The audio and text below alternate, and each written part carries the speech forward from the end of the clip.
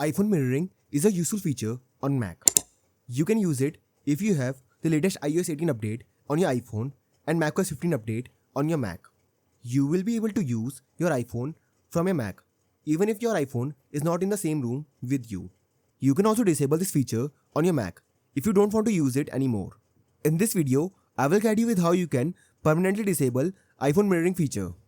So for this, open the Settings app on your iPhone.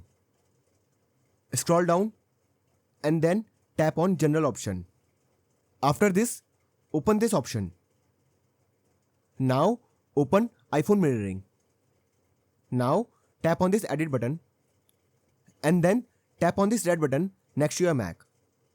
After this, select Delete and then tap on Done. So this is how you can permanently disable iPhone mirroring feature on your Mac. So I hope you find this video useful.